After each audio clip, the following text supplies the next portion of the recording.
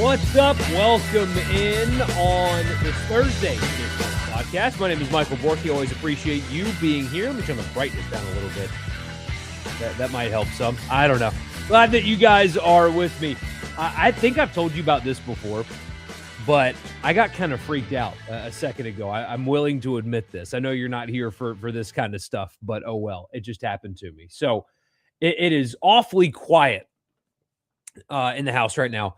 And I am sitting here, getting everything ready to go live. And I hear screaming, or what I think is screaming. And I ignore it for a second, and then I hear it again. And so I get up and go outside because I want to investigate what's going on. This is why I'm 2 minutes late tonight, by the way. My neighbor, my next door neighbor, who I never see. I don't know what's going on. I never see him. But he has these things on the pillars of his front porch. And I might have told you guys about this before, but they are these red devices about this big, and they're motion activated. And sometimes, as I've learned, when cars go by or when people walk by, they go off. And what they're supposed to do is be like animal deterrent, I guess. And he's got 4 of them on each pillar. So one on each one. And they flash red lights when they're activated, and they make all kinds of noises, including human screams. I'm not kidding. So there's animal sounds and like dog barking and stuff like that play on these little devices on his pillars. Also human screams. And so I guess a car drove by the wrong way and activated them, because they don't get activated every time when a car drives by, obviously, or I'd hear them. But they got activated, and these things are making human screaming sound, I guess is animal deterrent. I don't know. Flashing red lights on his front porch. So I had to go investigate that, and I'm creeped out. But that's okay. I'm here. You're here, and I'm glad that you are here. So forgive me for being late. But 4 of them screaming like people, and the deer still walk in the yard, or at least mine. So they're not getting the deer out of his yard, I don't think, because they're just walking through mine. And you say they sound like a Halloween prop. They do sound like a Halloween prop, but you can find them online. Actually, that Amazon sells them. They are a real thing that I've looked up, and they make you think that, and it's women screaming too. So makes you think that something crazy is going on. And it's not. It's just my neighbor trying to keep cats and deer and stuff out of his yard, I guess. So anyway, we're talking Ole Miss training camp tonight. What have we learned so far? Not particularly a whole lot, but there's a couple of things that stood out to me in the press conferences today, actually, that I found really interesting. So we'll talk about training camp, read some of your messages, and we will get out of here on this Thursday night. Working on the guest list for next Tuesday. Keith Carter will join us. Glenn Boyce is scheduled to join us as well. So not just from a football perspective, I've got an interview, unfortunately, and understandably, I say unfortunately, but totally understandably, the players can't just leave during training camp to come to the library to talk to us. So I'll be doing an interview with a player coming up tomorrow for Tuesday's show as well. So building that guest list is going to be a lot of fun. I've got golf packages and hotel stays to give away. We've got red and blue Super Talk hats that we're giving out as well.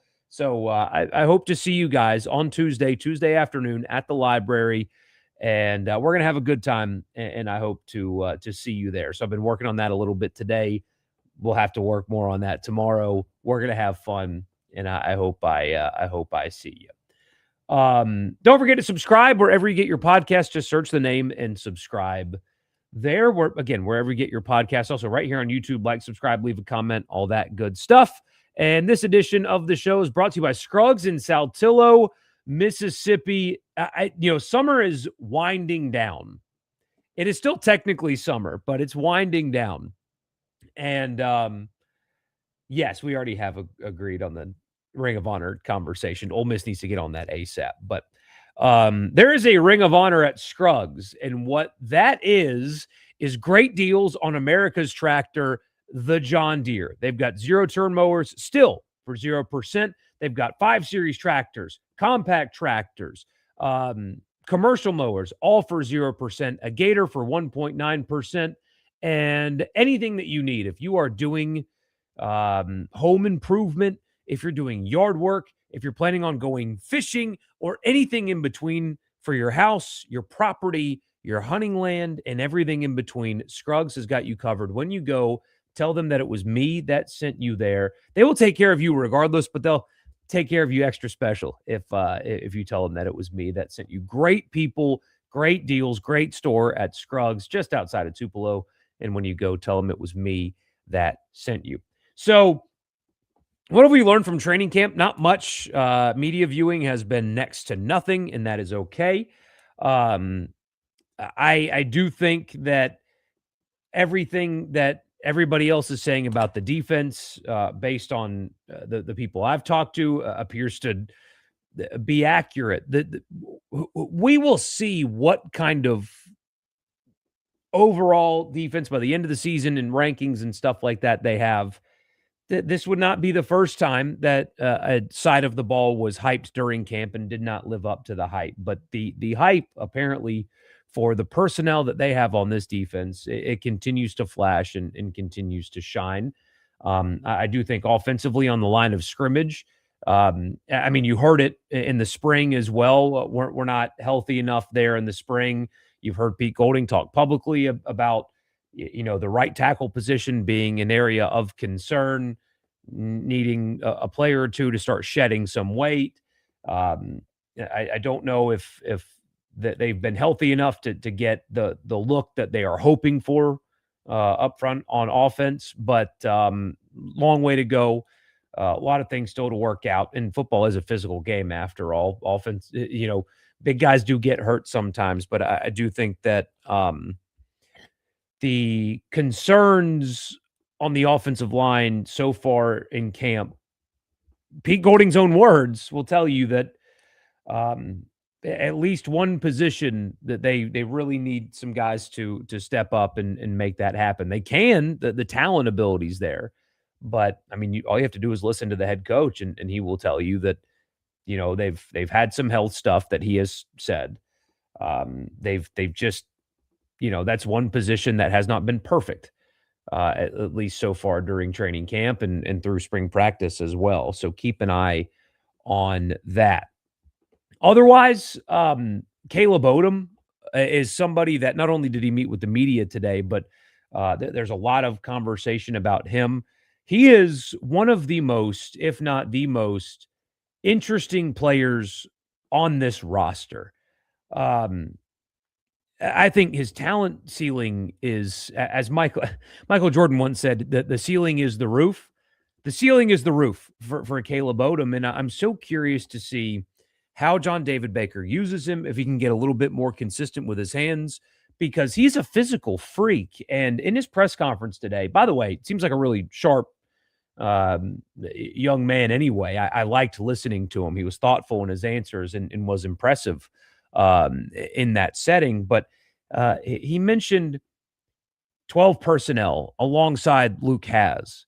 And I'm curious about that, because something else that has been talked about through spring and in training camp is the wide receiver position.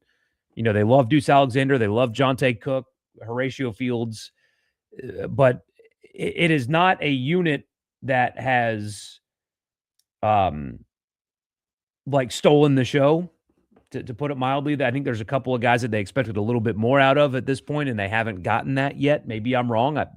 You hope I am, but that's something to keep an eye on. But the use of 12 personnel, so 2 tight ends on the field at the same time. Caleb Odom said that today, and I'm curious to see how much they use that, how much they use Odom, split out wide, kind of like an Evan Ingram type role maybe, because he did talk about how he's able to do it all, and they're working on him doing it all, lining up at true tight end, lining up out wide, and things in between. But the thing that stood out to me the most was the two of them on the field at the same time, in the matchup nightmare that can create when used correctly. John David Baker himself said that tight end, aside from quarterback, is probably the most important position, most demanded of position that he has in his offense. And those two guys do different things and they're capable. And having those two on the field at the same time, again, matchup nightmare issues, especially with whatever linebacker or safety is tasked with guarding Odom, with Jonte Cook and Deuce Alexander on the outside. That position room was really good last year with Daquan Wright. He's now gone, but I mean, man, it sounds like there's a chance that not only is it used a little bit more even than it was last year, but slightly differently as well. And there's a lot of demand on those two, and it's not just those two; they portaled into more as well. But um, I'm fascinated by how they use and what Caleb Odom's season looks like because it sounds like that there's going to be more opportunities for him, and it sounds like there's going to be two tight ends on the field in this offense at the same time. Fascinated by that. Another thing we've heard and that I think we've learned so far in training camp, we've talked about it this offseason, and then John David Baker said it very openly that expect Kejuan Lacey to get fewer carries, but he said they might get similar touches. So not surprised that they're going to use him a little bit more in the passing game. That is one area that I think that last year they could have used him more, and for whatever reason chose not to, for better or for worse, I don't know. But that's also something that Kejuan wants to show the NFL as well, that he can be a three-down back, and I think the physical tools are there for him to become a three-down back. But right now, he hasn't shown that enough on tape, and I do think that John David Baker is not fibbing when he tells you that even if his carries are down, his touches might not be because they're going to utilize him in that way. But another player I'm fascinated with, and he also spoke with the media today, was Mekhi Frazier. And one, I think that his story is a pretty interesting one. He was asked a lot today, and I saw Twitter kind of took exception to him being asked about Kejuan Lacey a lot. But frankly, I don't think it was out of bounds. He chose as a guy that led a Big Ten team in rushing, like starter. He chose to go to Ole Miss knowing that Kejuan Lacey is there. And that's a major part of his story is, not only, why did you choose Ole Miss when he could have gone somewhere and been guaranteed a starting spot, basically, somewhere else. Could have done that. Maybe not in the SEC, but he could have done that. He could be a starting running back. He could be RB1 somewhere, and he chose to go to Ole Miss knowing that Kejuan Lacey was there. And in that conversation, he's, talking about learning from Kejuan and complimenting him and having a role where all he cares about is helping the team and he doesn't care about numbers. And one, that's what leads to more questions about Kejuan, by the way, when the player himself, I don't think it was out of bounds. I think it's fine asking the backup running back about the first string running back. I think that's okay. Especially when you get quality answers like the ones that he gave. And in this era, a starting running back in the Big Ten hits the portal, could have been a starter somewhere else, chose Ole Miss, knowing that Kejuan Lacey was there. It was fascinating and really cool to listen to a guy that is completely and totally willing and understanding about what his role will be. And, when Kejuan goes, I think Frazier will have another year of eligibility, so he could be the guy next year. But it was a really good listen. And is he that guy? Because I do think Ole Miss, as I've told you guys many times before, would be really wise to reduce the workload on Kejuan Lacey.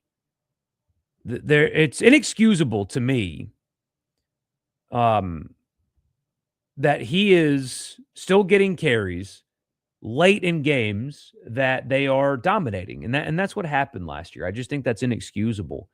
And is Mekhi Frazier the guy that can give Ole Miss the opportunity to keep Kejuan Lacey's legs fresh? I don't know. So I'm paying close attention to him. And finally, defensive end. A lot of people are talking lately about Landon Barnes, the freshman, the consensus 4-star freshman at defensive end. That is another position that I'm fascinated by. I don't know yet about guys like Purchase and Renaud, although I don't know if Renaud has been to this point what he could be. We'll see. But between Cam Franklin and Maldonado and Purchase and now apparently this freshman in Landon Barnes, um, that's a really interesting position. I've used that word a lot, and I don't like using the word interesting because, of course, you're interested. It's the football team. But what that rotation looks like, what kind of depth they have, because I think on the interior they have a metric ton of depth on this team. But at end, it's a lot of guys that have not done it at Ole Miss. It's Cam Franklin. I mean, I guess you want to put Perkins in that role, even though I guess he's more of an edge than a defensive end. But otherwise, it's a bunch of guys that haven't done it yet at Ole Miss. And so who's going to step up behind Cam Franklin to be a quality guy on the end? I don't know, but people keep talking about this freshman and that they're not going to be able to keep him off the field. And considering what they did in the portal at that spot, a true freshman coming in and taking snaps away from veteran players that were not cheap in the transfer portal is, I assume, a really welcome sign for you guys. So haven't learned much. Terez Davis was impressive in his media op. He gets bragged about by his coach very publicly. I do think that the offensive line is still a work in progress and an opportunity to be good, but something to still pay attention to or at least at the tackle position on the right side. Because when the head coach talks publicly the way he does about that specific position, you should pay attention a little bit, if nothing else. All right. Your comments here in just a second. This edition of the show is brought to you in part by Logan Smith Shelter Insurance, 601-823-3500. That's the phone number, 601-823-3500 for auto, home, life, or business insurance. Anywhere in Mississippi, he's at Shelter, and he will take care of you, 601-823-3500. Also, Priority One Bank, to make you their priority every day. Online banking platform is outstanding. Local loan servicing and decision-making, and more. They make you their priority. It's in the name at Priority One Bank. Also, Advantage Business Systems for all of your Mississippi office technology needs. absms.com. Can you go on a tangent about the Jaden Daniels situation? I will say, I think that it's odd all around. Promising a player in recruiting a number is, I know promises get made to players all the time. That's maybe I'm naive. Maybe I don't know, but you're guaranteeing a player a jersey number. But that's Brian Kelly's staff supposedly. LSU got this letter on the 5th. The spokesman for Daniels mentioned the jersey number situation. It all seems so petty from the Daniels side. And I know there's people trying to draw the conclusions that LSU possibly leaked this to get. I don't know, but I understand that from Daniels's perspective, the other two Heisman Trophy winners at the school haven't had their jerseys worn. You have. That's upsetting. I understand that. I would have questions if I were him, privately. But I know he's making a lot of money now, and that's great. But there is such incredible value in legacy at a place. And you can capitalize on that, not just financially, but emotionally and beyond for the rest of your life. And that kind of connection can do so many things for you and your family. If you have children one day, it's not a bridge that you want to burn. And I'm just surprised that people around him, and I know that that's a weird situation in and of itself, are okay with issuing a cease and desist letter to your alma mater about your NIL rights when they don't I mean, I guess they sell a vintage jersey and they might use his name in hype videos and stuff. But I mean, to be honest with you guys, uh, I, I don't. I don't think any player should do something like this. It's a bad move. And I know I see your comments. You don't like what I'm saying right now, but there's other ways to go about this. And frankly, LSU doesn't need Jaden Daniels. They don't. He's one of their 3 Heisman Trophy winners, 33% of their Heisman Trophy winners, but he didn't win a championship. He had a memorable individual season, but not a memorable season. There have been other players at LSU that have accomplished more than him. You're not entitled to your jersey number forever, even if Joe Burrow has not had his jersey worn. And Joe Burrow won a national championship. He was the signal caller for possibly, I don't think they are, but people argue that that was the greatest team of all time. You're not on that level. And so now you are trying to remove yourself from that institution. They don't need you, but there might be a chance one day that you need them. Legacy matters a lot, and I think that this is a bizarre move, made at a weird time, and I think it's pretty obvious because in the ESPN story, a spokesman for him said that it was about the jersey number. Here, I'll read the quote again. But that's what that's what they said here. Look. The statement from Daniels' spokesperson said, quote, "The Daniels family is deeply disappointed and feels profoundly disrespected by LSU's decision to give Jaden's number to another player." You're not entitled to that. It really just doesn't make sense to me. It is fascinating that drama just follows Lane Kiffin around. There will be more this offseason, because that's what happens. But in this case, I'm on LSU's side here, even if you guys disagree with me. If Ole Miss doesn't retire the jersey number 1, and I know it's apples to oranges because LSU doesn't let people wear Burrow's jersey, but do you think A.J. Brown has a right to send lawsuit letters to Ole Miss about Deuce Alexander wearing jersey number 1? No, that doesn't make sense to me. So I'm not super passionate about this, but I do think that whoever's advising Daniels is not looking long-term here. He already had a messy breakup from Arizona State. Now the breakup from LSU is getting messy. Legacy should matter to you. And even if you thought that you should get the same treatment as Burrow, it's okay that you didn't. You're not him. And that's okay. But anyway.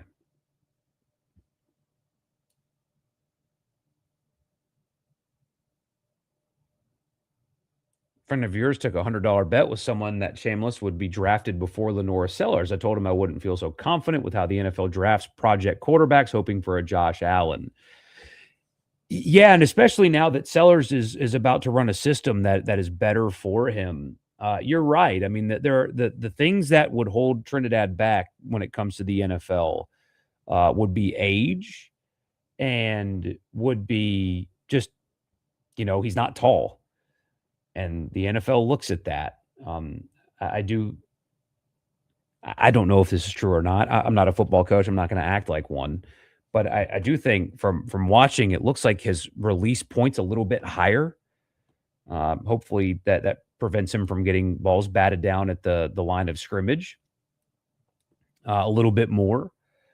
But yeah, that would be the thing that's holding him back somewhat. I will say I did hear that when he was deciding whether or not to try to fight the NCAA or go to the NFL, some NFL teams told him that his lack of experience at this level would be something that would be used against him in another year of producing like that. Could dramatically change his stock. If he's able to do it again, it could change his stock. So we'll see.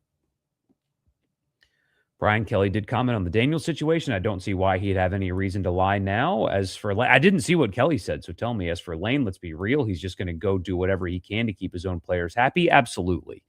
Absolutely. I mean, and that's what you get with Lane Kiffin anyway, but he doesn't care about the history of LSU and preserving jersey numbers. That's not what you hired him to do, and he's not a person that cares about stuff like that. His job is to win right now and keep his current players happy, and history will either be handled by other people or it won't be handled at all. And as long as you're winning, nobody cares. But the second you start losing, when you stop making connections, they ship you right out of town. Oh, well. Just funny that Eli and family distanced themselves from Ole Miss when Kiffin arrived, and now JD and family doing the same at LSU after Kiffin arrived. I don't necessarily think those are the same thing. It's a bizarre deal, and maybe I'm waffling a little bit. I don't know. You guys probably want me to just, rip LSU apart here, but the more I read about this, the more I think it's ridiculous. You are not entitled to your jersey being retired when it wasn't. You're just simply not entitled to that. And thinking that you are, even with the Burrow thing, is not something that you should deal with publicly like this. Don't think Lane is a guy who can make the situation any better. Well, I agree there.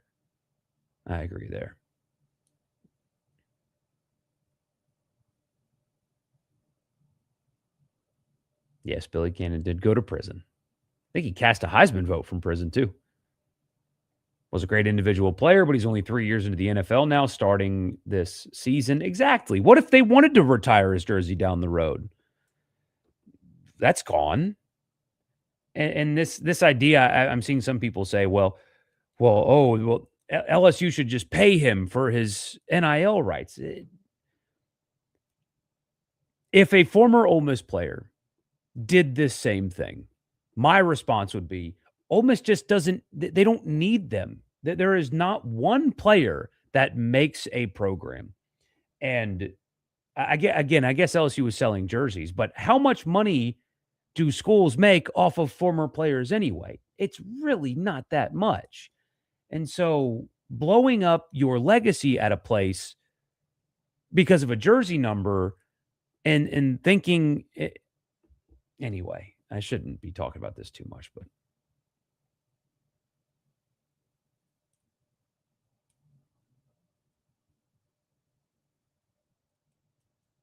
from what you have heard, JD was promised his number would not have been used again. But from who? Promise from who? Both sides are dumb. He's a baby, and it's also just a number.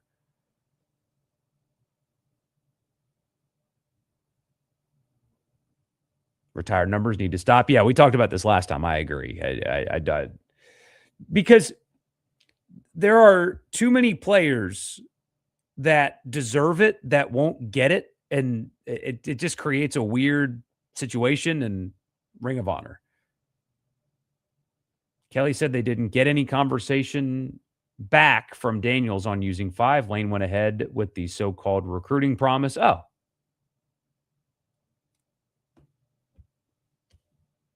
What a mess. I mean, just stupid. It's just stupid. That's the thing, though. It's just stupid and unnecessary.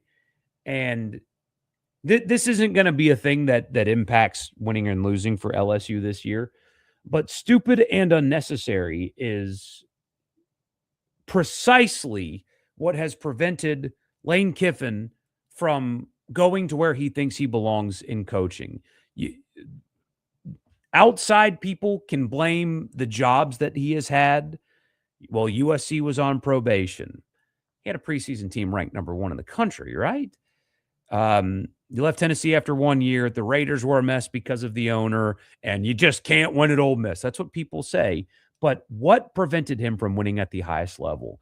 It wasn't Ole Miss. It was stupid and unnecessary. 2024 with Ulysses Bentley. Stupid and unnecessary. That whole season, the Kentucky game and all the stuff around it, stupid and unnecessary. He had an opportunity to win a championship this year. If he is the coach that people think that he is, right? That's what everybody says. Ole Miss is so much worse off without Lane Kiffin. Pete Golding got them to a game in the semifinal where the ball was in the air in the end zone to win the game. If Kiffin is just this unbelievable coach that Ole Miss is going to completely plummet off the face of the earth with, he could have won a championship with that team. His own words said he could. That they could have beaten Miami had he been on the sidelines. But stupid and unnecessary cost you the opportunity to go win a championship. This scenario is exactly why he has had the career that he has had. It makes sense.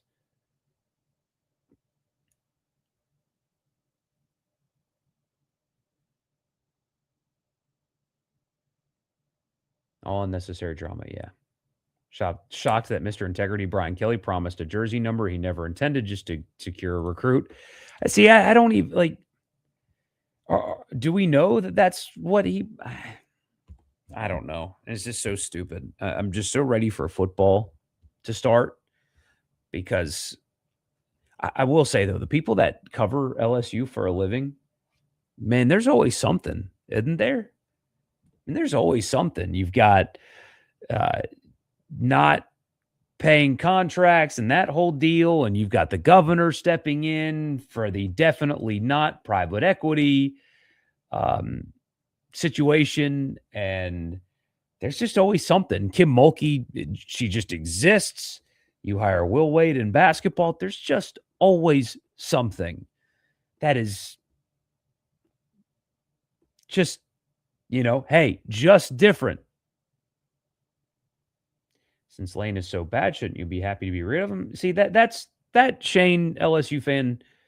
That's the thing, that people are so incapable of having nuance. It's either black or white. And I don't know why we lost the ability in our discourse to have that he played or he coached great. Like, really good football coach. Did a lot of good things. And also, quite simply, prevented himself from taking a step further. All of those things can be true at the same time, but not at whatever. People are just unwilling to understand that those two things, all of those things can be true all at the exact same time. I don't know why that's so difficult to understand. But did I watch the Raiders preseason game? No, to be honest with you, I did not. I did see that Dejon Stribling was having a good night for the 49ers, though. I did see that.